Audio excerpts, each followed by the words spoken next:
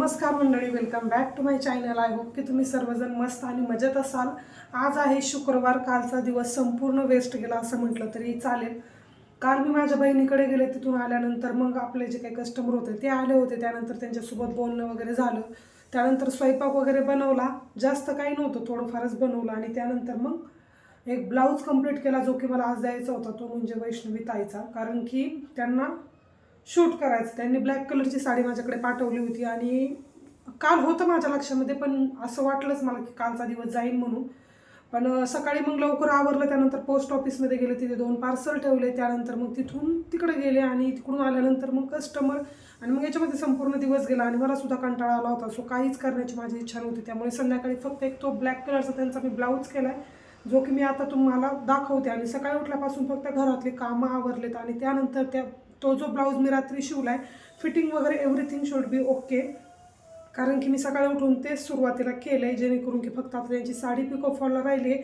हा आधीचा जो काही सीन होता तो तुम्ही पाहिला असेल, जिथे की मी ही पिकोफॉलची मशीन इकडे घेत होते. आणि काय होतं, ही जी मॅट आहे ना ती कंटिन्यू इथे टाकलेलीच असते. जसा राम लहान ना तेव्हापासून असते, असं नाही की कस्टमरला बसण्यासाठी आहे. कारण की खाली फरची खूप थंडी असायची आणि राम ज्यावेळेस लहान होता त्यावेळेस हिवाळाच होता. सो ती जी सवय होती ती कंटिन्यू, आता राम 3 वर्षाचा व्हायला आला आहे तेव्हापासून ती सवय माझी तशीच आहे. जोपर्यंत मी मॅट फरचीवरती टाकत नाही ना तोपर्यंत मला काहीतरी काम इनकम्प्लीट झाल्यासारखं वाटतं. त्यामुळे ते डेली असते. कोणी कस्टमर आलं तर बसतं, त्यामुळे मग मी ती ठेवते. आता इकडं खूप जास्त ब्लाऊज साड्यांची गर्दी झाली, कारण की संक्रांतीमुळे ते आता होणारच आहे. सो मी काय केलं, पिकोफॉलची मशीन इकडच्या बाजूला घेतली, तिथे बोर्ड नाही त्याच्यामुळे. आणि यांनी मला जी माझी जुनी मशीन होती ना तिची जी काही मोटर होती ती काढली आणि पिकोफॉलच्या मशीनला बसवली आहे. कारण की त्या मशीनचा काही उपयोग होत नाही ज्यावेळेस मी क्लासेस स्टार्ट करेल. आणि क्लासबद्दल सुद्धा खूप इन्क्वायरी आहे. सो मी लवकरच अपडेट देईल की नेमकं कसं आहे. ऑफलाईनच असणार आहे, ऑनलाईन क्लासचा काही सीन नाही आहे. सो आता मला पिकोफॉलला बसायचे. आता 7 ते 8 साड्या मी एक सोबतच जोडून घेणार आहे आणि त्यानंतर मग स्वयंपाक करेल. सो पहिल्यांदा मी ब्लाऊज दाखवते की तुम्हाला कशा पद्धतीने केला आहे. जो काही आता मी एक व्हायलेट कलरचा ब्लाऊज तुम्हाला दाखवला होता 5 जो की मला तिकडून आलेलं होतं शिवायला मुंबईवरून, तर तेच ब्लाऊज डिझाईन मी त्यांना पाठवलं होतं आणि त्यांना आवडले. त्या म्हटल्या की करून टाका लगेच, त्याच्यामुळे मी तेच डिझाईन केलं. समोरून असा ब्रॉड राऊंड नेक आहे, याला सुद्धा प्रेस करायचं राहिले. पण प्रिन्सेस कट पहा मी वेगळ्या पद्धतीने ट्राय केलं. आणि बऱ्याच मैत्रिणी मला विचारतात की ज्यावेळेस तुम्हाला प्रॉब्लेम येतो, एखादा नवीन डिझाईन येतो, त्यावेळेस तुम्ही कोणत्या यूट्यूबरचं हे पाहता की ब्लाऊजचं कटिंगचं स्टिचिंगचं वगैरे. तर मी मनदीप डिझायनर, इथे स्क्रीनवरती मी नाव देईल. मी यांना जितकं जास्त फॉलो करते ना, म्हणजे सुरुवातीला ज्यावेळेस मला काही डिझाईनला प्रॉब्लेम आला किंवा कटिंगमध्ये प्रॉब्लेम आला, काही ऑड माप आलं, तर कोणाचं रेफर करायचं तर मी त्यांचंच करायची. आणि ब्लाऊजला जे काही कस्टमर आहेत ना त्यांना ब्लाऊजसुद्धा एकदम परफेक्ट बसायचे. त्यामुळे मला अजूनसुद्धा जर काही प्रॉब्लेम आला, कधी काय असं वाटलं की नाही यार हे डिफिकल्ट आहे, एखादा व्हिडिओ रेफर करायलाच पाहिजे, नाही तर काहीतरी प्रॉब्लेम होईल, त्यावेळेस मी त्यांचंच रेफर करते. त्यांची सांगण्याची पद्धत, बोलण्याची जी काही लकब आहे ती खूप सुंदर आहे. ऐकायलाही छान वाटतं, पाहायलाही छान वाटतं आणि ब्लाऊजसुद्धा एकदम परफेक्ट होतात. त्यामुळे मी त्यांनाच रेफर करते. सो तुम्हीसुद्धा त्यांचे व्हिडिओ पाहू शकता. बऱ्याच जणी पाहत असतील, खूप मोठं चॅनल आहे त्यांचं. त्यानंतर पहा, हा मी प्रिन्सेस कट घेतला, 32 साईज प्रिन्सेस कट आहे आणि त्याला कपसुद्धा अटॅच केले. त्यानंतर स्लीव्ज याची वेगळ्या पद्धतीने केले, पहा कट केले. आणि त्यानंतर त्याला मी हँगिंग्स लावलेत ब्लॅक कलरचे. त्यांनी मला पाठवलं होतं, स्लीवची लेंथ खूप लांब होती, पण म्हटलं की एवढी युनिक दिसेल, खूप जास्त नको आहे.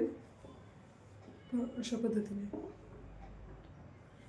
आत्तापर्यंत 3 ब्लॅक कलरच्या साड्या आल्या. सगळ्यात पहिल्यांदी जे काही संक्रांतीच्या ब्लॅक कलरच्या ब्लाऊजचं उद्घाटन आहे ते त्यांच्यापासूनच झालं. कालच्या एका या आधीच्या व्हिडिओमध्ये तुम्ही पाहिलं असेल, पोर्टरद्वारे त्यांनी मला पाठवलं होतं आणि लगेच मागितलं होतं परवा दिवशी द्या म्हणून, कारण की त्यांना शूट करायचं असेल मे बी. त्यानंतर इकडे सुद्धा पाहू, आतून सुद्धा मी कॅनव्हास पेपर लावते, असं नाही की पट्टीने उलटून घेते. सो त्याच्यामुळे फिनिशिंगवरती व्हिडिओ बनवा असं सुद्धा एका ताईंची कमेंट आली. सो फिनिशिंग म्हणजे काय आहे, एकतर आपण ब्लाऊज व्यवस्थित म्हणजे थोडासा वेळ देऊन शिवायचं, एवढंच आहे. त्यानंतर आपण काय करतो, कुठे काय चुकलं की तसंच ओढत ताडत करतो, असं वाटतं कंप्लीट होऊन गेला पाहिजे. पण ब्लाऊज कंप्लीट न करता आपण त्याच्यामध्ये किती मेहनतीने काम करतोय किंवा किती म्हणजे काळजीपूर्वक काम करतोय, हे खूप जास्त महत्त्वाचं आहे. नाहीतर मग फक्त काम करायचं म्हणून करायचं असं नाही करायचं. कधी पण काहीतरी त्याच्यामध्ये युनिकनेस आपल्याला करायचं आहे, अशा पद्धतीनेच करायचं. पहा आतल्या बाजूने सुद्धा फिनिशिंग प्रिन्सेस कट आहे. त्यानंतर मग ओव्हरलॉक वगैरे केल्यामुळे तर छानच दिसतं आणि एकदम स्ट्रेट फिटिंग आलेली. आणि त्यानंतर पाठीमागचा नेक तुम्हाला दाखवते. शो बटनसुद्धा मॅच झाले याला व्यवस्थित परफेक्ट. मला फक्त आता याला प्रेस करायचे, पण सुरुवातीला त्यांची साडी एकदा झाली की मी तुम्हाला प्रेस करून सुद्धा दाखवेन. की आपण प्रिन्सेस विथ कपच्या ब्लाऊजला प्रेस कसं करतो हे सुद्धा दाखवेल, म्हणजे मला असं सांगायचं.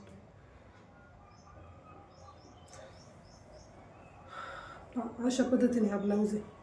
तर वरती नॉड नाही लावली, त्या मला नेहमी सांगतात की वरती नॉड लावत जात आहे, पण मग ह्या ब्लाऊजचा लुक जाईल त्याच्यामुळे मग मी नाही लावणार आहे याला.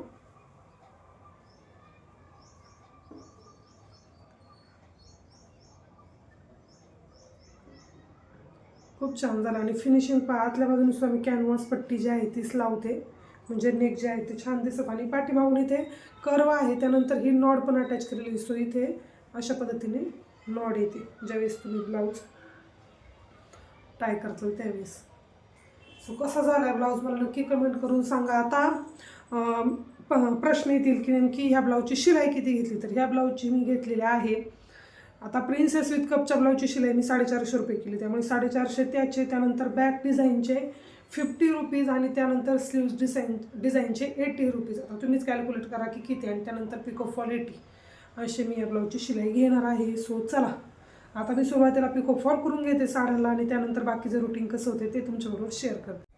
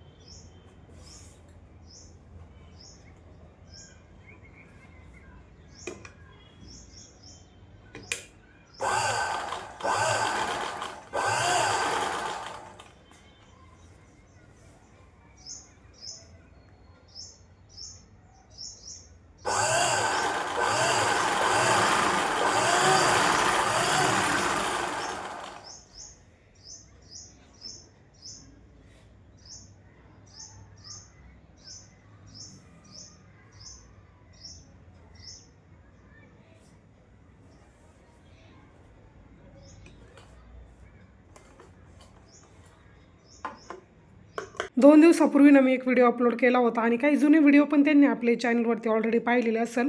तर त्यामुळे म्हटलं की ताई तुम्ही सारखं चेंजेस करत राहता हॉलमध्ये जे काही शिवणकाम करता तुम्ही तिथे, पण तुम्हीच नोटीस केलं असेल जेव्हा आपण घरामध्ये एकदम साफसफाई करतो किंवा काहीतरी क्लिनिंग करतो त्यावेळेस असं एक हुरूप येतो कामाला की नाही आता खूप छान दिसतंय किंवा आपल्या मनासारखं वाटतंय.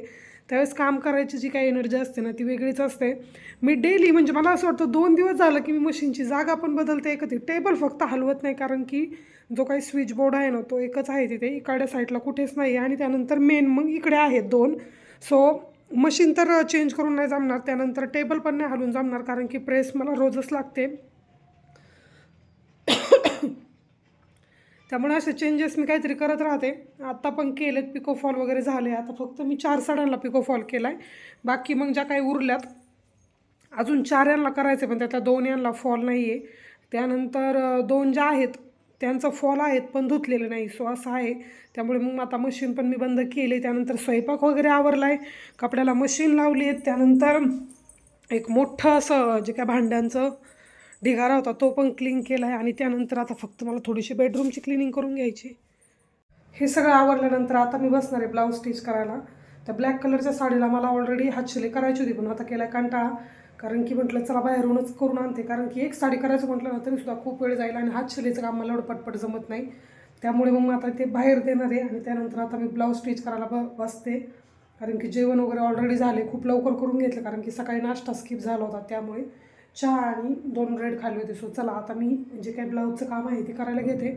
ऑलरेडी त्यांचा जो ब्लाऊज आहे तो अर्धा झालेला आहे, त्यानंतर अर्धा राहिला. कॅनव्हास वगैरे सगळं कट करून ठेवलेलं त्या दिवशी मी संध्याकाळी, पण मला वाटतं अचानक काहीतरी काम आलं, त्यानंतर मी गेले होते आरीवर्कचं ब्लाऊज आणायला गेलेले. आणि त्यानंतर मग आल्यावरती कंटाळा केला, स्वयंपाक वगैरे केला आणि संध्याकाळी झोपून घेतलं. सो त्यांचा तो ब्लाऊज राहिला आहे, एका ह्या अर्ध्या ब्लाऊजवरून त्यांना मला काम द्यायचं राहिले. सो हे पूर्ण करते आणि त्यानंतर पहिले त्यांना बोलवते, कारण की 1-1.5 महिना झाले त्यांचे ब्लाऊज माझ्याकडे पडून आहेत. सो चला आता काम करते पटकन आणि त्यानंतर मग पुढे ब्लॉग कंटिन्यू करूया. ब्लाऊज झाल्यानंतर इथे मी हुक आणि हातशिलाईचं काम करायला बसले होते. टू बी व्हेरी ऑनेस्ट, जेव्हा पण मी साडीला हातशिलाई करत असते ना त्यावेळेस मी अजिबात कॉन्फिडंट नसते की माझी हातशिलाई छान होईल की नाही. पण ज्यावेळेस मी ब्लाऊज करते ना त्यावेळेस मला अगदी कॉन्फिडन्स असतो की जे काही हुक्स असतील, हातशिलाई असतील, जेवढा ब्लाऊज आपल्याला शिवायला वेळ लागणार नाही ना तेवढा वेळ मला मे बी हुक, हातशिलाई, त्यानंतर कॅनव्हासला जर हातशिलाई करायची असेल तर त्यावेळेस लागत असेल. कारण की मी तेवढंच काम परफेक्ट करते आणि ज्यावेळेस मला असं वाटतं की मी कस्टमरकडून याचे पैसे पुरेपूर जेवढे कस्टमर लागले तेवढे मी घेणारच आहे, त्यावेळेस मी ते ब्लाऊज हुक बसवायला अजिबातसुद्धा बाहेर देत नाही. कारण की जे काही फिनिशिंग असतं ते मला माझंच बऱ्यापैकी आवडतं, त्यामुळे मग मी नाही देत. आणि ज्यावेळेस मला असं वाटतं की नाही या कामामध्ये मला काहीसुद्धा परवडलेलं नाही किंवा खूपच हेक्टिक झालं आहे, त्यावेळेस मग मी हुक बसवायला बाहेर देऊन टाकते. आणि हातशिलाई तर साडीची मी बाहेरच करते, कारण की मग तेवढा वेळ नाही होत. आणि जर तुम्हाला स्टिचिंगमध्ये जास्त वेळ द्यायचा असेल तर हुक हातशिलाईचे काम तुम्हाला बाहेर द्यावंच लागतील, कारण की एवढा वर्कलोड आपल्याला एकटीला तरी झेपणारा नसतो. सो फायनली जे काही ब्लाऊज होते त्यांना हुक वगैरे बसवलेत मी. 3 ब्लाऊज झालेत आणि त्यानंतर ज्या एका साडीला ब्लॅक कलरच्या हातशिलाई करायची होती, सो आता मी ती करणार आहे. आणि ब्लाऊज इतकं सुंदर झालं आहे ना, फिनिशिंग वगैरे एकदम छान आले. अजूनसुद्धा मला असं वाटतं थोडंसं जाड झालं असतं, पण त्यांनी जे अस्तर दिलं आहे ना ते थोडंसं पातळ वाटत होतं. आणि जिथे मी कॅनव्हासला वगैरे माझ्याकडचं अस्तर वापरलं आहे ना त्याचे फिनिशिंग एकदम छान आले, पण स्लीव्जला वगैरे थोडंसं पातळ वाटते. पण आता असू देत, मला असं वाटते. सो अशा प्रकारचे ब्लाऊज तयार झाले. आणि पैठणीचे असे फॅब्रिक येतील ना ज्यावेळेस असे काट असतात ना त्यावेळेस मी स्लीव्जला डिझाईन करायचं थोडंसं टाळते. कटवर्क वगैरे केलं तर चांगलं दिसेल, पण ऑलरेडी त्यांच्या एका ब्लाऊजला केलं होतं. सो मी स्लीव्ज ज्या आहेत त्या एकदम सिम्पल ठेवल्यात आणि ब्लाऊजचा कलरसुद्धा अट्रॅक्टिव्ह आहे. सो म्हटलं की बॅक साईडने बोटनेक टाकूयात. त्यानंतर हा शेप जो आहे थोडासा मोदक टाईप म्हणूयात आपण, फक्त दोन्ही बाजूनी कॉर्नर आहेत. त्यानंतर शो बटन जे अटॅच केले ना मी, तर ते इतक्या साऱ्या साड्यांवरती जातं आहे ना आणि दिसते पण छान, त्यामुळे एकच शो बटन लावलं. असं वाटलेलं की इथे लावूयात, पण म्हटलं नको, एकदम सिम्पल आणि प्रोफेशनल लुक वाटतो आहे, त्यामुळे मी बॅक साईडने काहीच केलेलं नाही. तर आता फ्रंट बाजू मी तुम्हाला दाखवते. फ्रंटमध्ये मी फोर्टक्सच ठेवलेला आहे अशा पद्धतीने. आणि याच्यामध्ये जे आहे, आता तुम्ही गळारुंदी विचारताल की किती टाकलेले आहे, तर 40 साईजचं हे ब्लाऊज जे आहे ते तयार झालेलं आहे. पाठीमागची जी काही गळारुंदी होती, म्हणजे थोडक्यात शोल्डर जो होता तो 7.5 इंच टाकला. त्यानंतर आर्म होल मी घेतलेला आहे 7 इंच. आणि ज्यावेळेस आपण बोटनेक ब्लाऊज करतो त्यावेळेस मला नेहमीच प्रश्न असतात की फ्रंट जे आहे ते किती शोल्डर घ्यायचं, किती कमी करायचं किंवा किती वाढवायचं. जर तुम्ही पाठीमागून बोटनेक आणि समोरून जर डीपनेक करत असाल तर शोल्डरमध्ये एक जो आहे तो मायनस करायचा. म्हणजे समजा पाठीमागचं शोल्डर जर तुम्ही 7 इंच घेतलं असेल तर समोरचं तुम्हाला 6 इंचच टाकायचं आहे, 1 इंच वजा करायचा आहे. आणि जर पाठीमागून जर बोटनेक असेल आणि समोरही बोटनेक असेल तर फक्त अर्धा इंच वजा करायचा आहे. बाकी ॲज इट इज जे काही मेजरमेंट असणार आहे ते असणार आहे. आणि आर्म होल जो बॅकचा टाकला आहे तोच आपला समोरचा राहणार आहे. This is the basic thing. So पाठीमागं आता मी इथे 7.5 टाकलं होतं, त्यामुळे मुंडा जो आहे तो मी 7चा टाकला आहे, कारण की संपूर्ण जो मुंडा होता तो होता त्यांचा 19चा. सो त्याला जे काही मेजरमेंट्स आहे ते मुंडा आपण चेक वगैरे करून घ्यायचा सुरुवातीला. मुंड्यामध्ये जर परफेक्ट तुम्ही हे केलं ना तर फिटिंगसुद्धा एकदम व्यवस्थित बसते. तसं तर आपलं रोज आपल्या बॉडीमध्ये चेंजेस होत राहतात, कधी वजन वाढतं पण आणि कमी पण होतं. सो असं पण होतं, एका वीकमध्ये कोणाचं वजन वाढू शकतं, कोणाचं कमी होऊ शकतं, असं डे बाय डे चेंजेस होतात. त्यामुळे जेव्हा पण कस्टमर तुमच्याकडे येईल त्यावेळेस प्रत्येक वेळेस त्यांचं मेजरमेंट घेणं खूप जास्त गरजेचं आहे. तर अशा पद्धतीचा हा फोर्टक्स ब्लाऊज मी तयार केला आहे आणि मेजरमेंटसुद्धा तुम्हाला सांगितलेत. बाकी अजून जरी काही तुमचे प्रश्न असतील तर विचारा, शॉर्ट व्हिडिओमध्ये मी तुम्हाला ते सांगते. तर हा त्यांचा ब्लाऊज तयार झाला आहे. त्यानंतर यालासुद्धा हुक वगैरे बसून झाले. आणि त्या ब्लॅक ब्लाऊजचं तर सकाळीच मी आवरलेलं आहे. असं छोटी मोजकी कामं केली आहेत. त्यानंतर पिकोफॉलची पण 4 साड्या झाल्यात. आणि त्यानंतर आता मी बसणार आहे त्या ब्लॅक साडीला हातशिलाई करायला. त्यानंतर इथला थोडासा जो काय पसारा आहे तो वाइंडअप करते. एका ताईंनी 2 टॉप आणून दिले, सो त्याला त्यांनी टक्स मारायला सांगितलं आहे आणि त्यांना ते पाहिजे आहे 3:30-4पर्यंत. सो ते पहिल्यांदा करणार आणि त्यानंतर मग हातशिलाईच्या कामाला बसणार. असं दिवसाचं काहीसं माझं नियोजन असतं.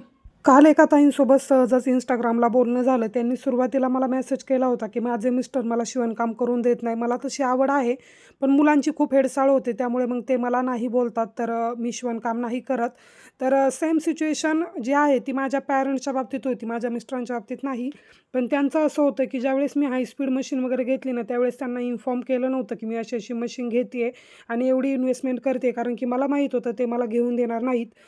जेव्हा मी प्रेग्नंट होते ना त्यावेळेस माझं वेब डेव्हलपमेंटचे क्लासेस झाले होते आणि आधी जसं की तुम्हाला माहीत असेल माझं बॅकग्राऊंड, मी फार्मसी केलेलं आहे.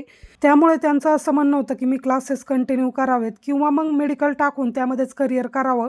पण कुठेतरी माझ्या मनाला ते मान्य नव्हतं आणि मेडिकल टाकणं ही गोष्ट आता माझ्या दूरपर्यंत तरी डोक्यामध्ये नाही. कारण की ज्या गोष्टीमध्ये आपल्याला रस असतो, आवड असतो ना, त्या गोष्टीमध्ये कितीही कंटाळा आला तरीसुद्धा आपण नवीन प्रोत्साहित होऊन परत कामाला सुरुवात करू शकतो.